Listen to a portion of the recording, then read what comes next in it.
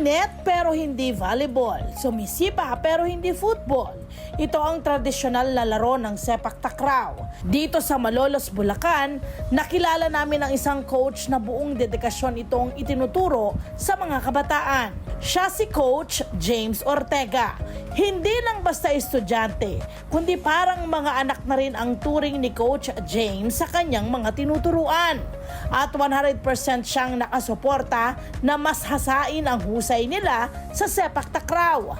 Samahan natin sila Coach James sa kanilang paglalaro at matuto rin tayo ng sport na ito dito sa KKB, Kwentong Kabarangay.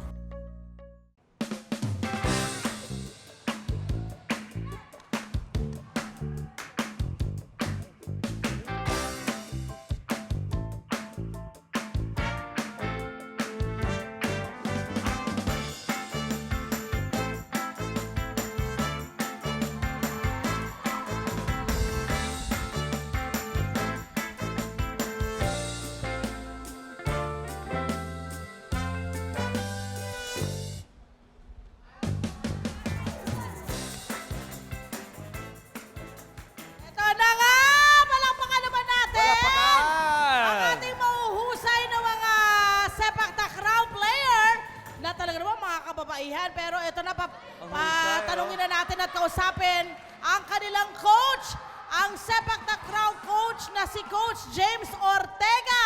Ayan, dito po yan sa City of Malolos Integrated School, dito po sa Katmon. Good morning, Coach! Salamat. Good morning. Bati ka naman sa mga kabarangay. Good morning po sa Barangay Katmon. Ayan, Coach. Ano pa ang sepak takraw sa siyempre sa level ng ating mga estudyante, di ba talaga mga groundbreaking ito na sepak takraw yung may turo? Yes! Oo. Kasi yung usual natin, basketball, volleyball, Oo. diba? Pero ito, sepak takraw. Opo. Bali, ang sepak takraw po kasi talaga is niche siya na sport. So ngayon po, medyo ini-introduce na po siya sa mainstream natin. Okay. So meron na po tayong mga organization sa Pilipinas na parang pinapalaki niya na po yung sports. Tapos pinapakilala na po siya sa iba't ibang schools, sa iba't ibang mga regions para po makatulong din sa pagre-represent ng country natin sa mga foreign games. Oo. So, bali, paano tayo napunta sa paglalaro ng sport na ito? Bali, nag-start po ako high school. Kasama po yung trainer ko, si Sir Ronald Manzano. Okay. Then, third year high school po, first Clara ako, then second Clara. Then, dire-diretso lang po hanggang mag-college po. Then, after po no, nag-shift na po ako sa pagtuturo. Okay. At ilang taon na niyang ginagawa ito sa ating mga estudyante, para sa ating estudyante? Bali, 15 years running na po siya. 15 years. Wow! At ang napansin ko, parang iba't ibang age ang tinuturuan mo, no? Hindi pare-pareho. Bakit ka nag-decide na parang i-open sa lahat ng mga may edad na kabataan? Ano yung pinakabata? Ang pinakabata po namin ngayon is grade 2.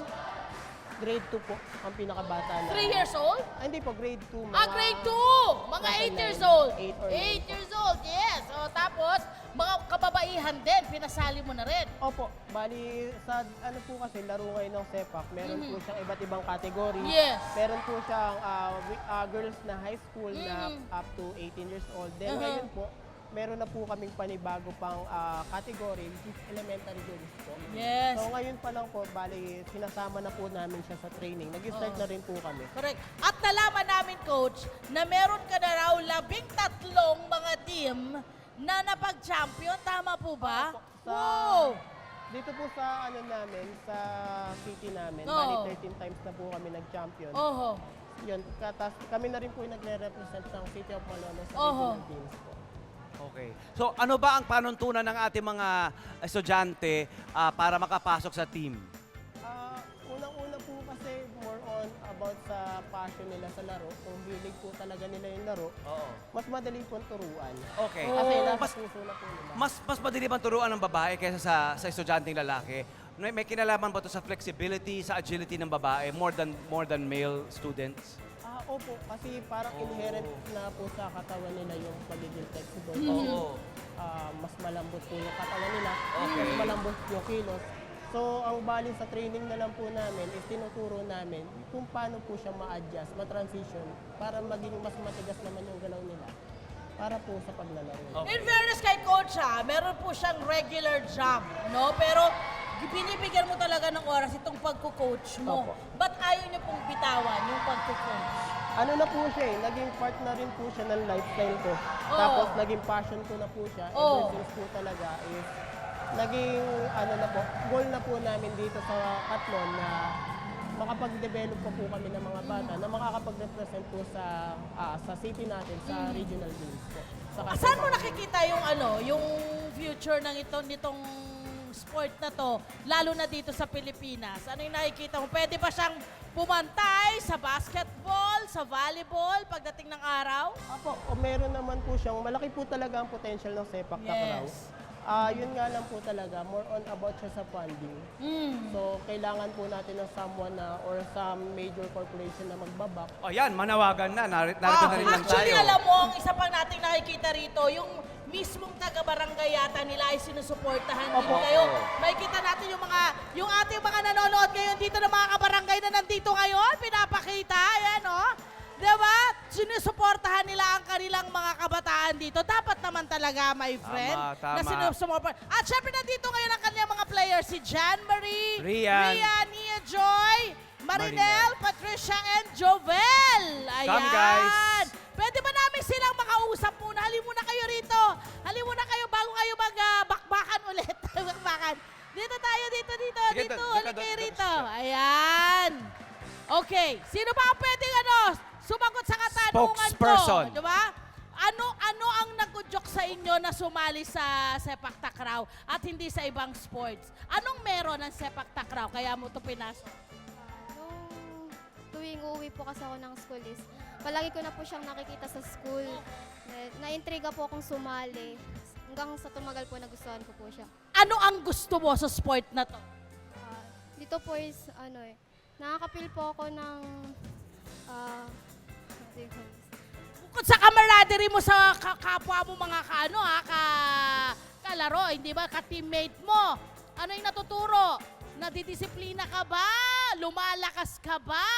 Ano ba yung mga iba pang naibibigay sa'yo ng sport na to? tapos po, tinuruan po kami maging disiplina dito ng aming mga coach, trainer po. Tapos po, Yan. So gusto nating malaman naman sa kanila, Oo. kumusta Gusto- yung suporta ng mga magulang ninyo? Sino pwede magsalita yan? Kumusta ang support ng parents mo dito sa yung pinasok na sport? Ano po, supportive po sila, wala po akong nagiging problema sa kumbaga po, kapag po numiling po ako sa kanila na kailangan ko po ng ganito, ganyan, gagabayan po nila ako, tapos kasama ko po sila lagi. At nanonood naman sila sa inyo. Ayun. Ikaw, my ano friend. natutuhan mo mula kina coach? Nagiging marespeto po ako. Napag-aralan ko po kung paano i-disiplinado yung sarili ko po. Yan. Disip- Yun respeto talaga yung discipline Sa eh. isa't isa sa trabaho. Oo. Kasi nadadala, ito ay long term ang effect nito sa mga bata, hindi Totoo ba? naman. Nadadala nila ito hanggang sa Hanggang kanila. pagtanda, yung Oo. disiplinang yan ay madadala nila hanggang sa nagtatrabaho na sila, Ilan na may po? sarili Oo. silang pamilya. Oo. Ilan na po ang miyembro ng ating Ang team? team po natin sa Malolos, almost 30 plus students. Wow, marami na rin. Marami na yun. And part po sila ng pool namin na sineselect na lang po pag Oho. malapit na po yung competition. Coach, ano yan? Everyday ba kayo nagtitraining? Ilang oras ang training ninyo? Paano? Pag normal na school days po, inaalaw po kami ng school na everyday. Kasi since half day Everyday, naman po yung okay. klase namin. So yung mga pang-umagang students, sa hapon po sila. Gano'ng Yan by katagal school yung na. training na yan, Mga Coach? 2 to 3 hours po, more on lang naman po Oho. kami. Fundamental skills lang po. Oho. Yun naman. Opo. Oh. Kailangan ba kasi sabi kanina, di ba my friend, kailangan ng pondo, kailangan ng funding. Paano yun? Paano po yun?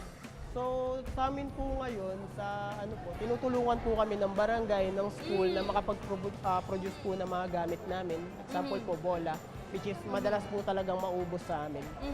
Kasi sobrang lambot lang po niya. Yes, totoo naman. Okay. Okay, ito na. Gusto natin makita daw yung ilang More moves ilang from coach. movements or mga moves na ginagamit sa paglalaro ng sepak takraw. Siguro anuhin na natin yung ating mga players dito. Coach, baka pwede mo silang ituro sa amin ano yung mga moves na yun na pwedeng pag-umpisahan ng mga balak pumasok sa sepak takraw. Okay, eto na. Ayan. So makikita na natin ngayon, coach. Ella, Yung inside. hanggang Loob lang tatlong muna. players po talaga ang kailangan. Opo. Okay, sige coach. Ano po yung una nyo ipapakita? So, ang una po kasi namin talaga na unang pinag-aaralan is yung ball control po. Ano tawag? Ball control po. Kung paano Ball natin control, kinukontrol okay. yung bola. So, example po, ball dito na.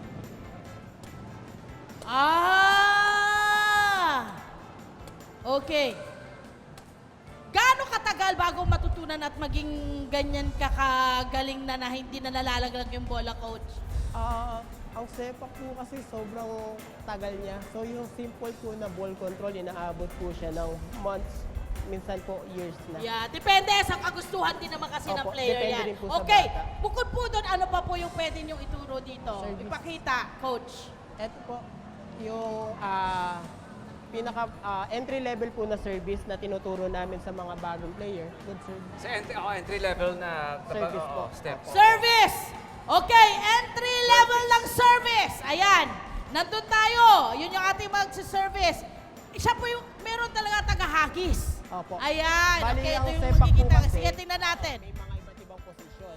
Ang nagsaservice po yung teko, sa kabila naman po yung thrower, sa kabila naman po yung spiker. Okay. Ito yung sa mga kabarangay, ito yung isa sa mga basic na step na matututuhan nila once makasali sa team. Yes, ano? Okay, correct, okay. correct. Ayan, Ayan, pakita okay. natin. Ito ang... So, ito ang kanilang service. Woy! Ang galing! Ang galing na ano ang kailangang matutunan nila dito sa pagkikik ng bola para maging tama yung balik doon sa kalaban. More on practice lang po talaga. Practice lang talaga. May tama bang movement or position ng paa, ng katawan, Ito. yung lakas? Bali sa start po niya, dito po Aha. siya nag-uumpisa. Normal natin na galaw po. Ela yung kung paano yung entry natin ng service, yung bilang. So 1, 2, 3 lang po siya. May bilang po kami na first na position, then second position niya, Aha. then Ito. pagkukontakin na po yung bola. Oh, yun. Ganun po siya. Tsaka parang hindi pa ganun eh, no? Dito sa gilid talaga. Pa ganun. Opo. Di ba? Pa-sweep. Opo. O, sweeping ang ginagawa. Okay. Tapos ano po yung susunod dyan, coach? Sunod naman po nun, more on spiking na lang po. Sa Spiking! heading. Opo. Okay, paano po yung spiking? Ang normal po namin na pinaka-basic na ginagawa is yung heading. So yun naman po is manggagaling po dito, papunta dun sa spiker sa harap. Okay. Sige. Pag nakita mo sila, ibang tindig nila, no? Correct. Iba yung Tsaka confidence, iba yung tikas. Tikas. Alam mong hindi basta-basta mabubuwal. Oo. No? Iba yung kanilang possession. Okay. Eto na raw ang tinatawag naman nilang spiking. Hi! Sumalama sa Love mga Kanet 25. This is Love and New Verbo. For more love, Tunipet, and Arafang updates, just click the subscribe button and follow us on our Net25 social media pages at Net25 TV and Net25 Entertainment Facebook. See ya. I love ya.